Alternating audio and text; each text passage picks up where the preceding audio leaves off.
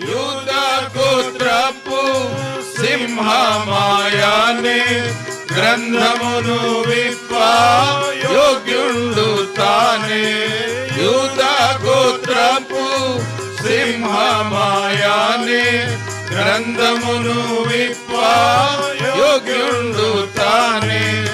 7 ముద్రలను విప్పేడివాడు, 7 ముద్రలను విప్పేడివాడు యోగ్యుండు సర్వమందు,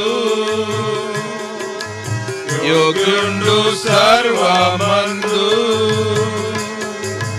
విజయుండు క్రీస్తు ప్రభావముతో ఘన విజయుండాయను. విజయుండు క్రీస్తు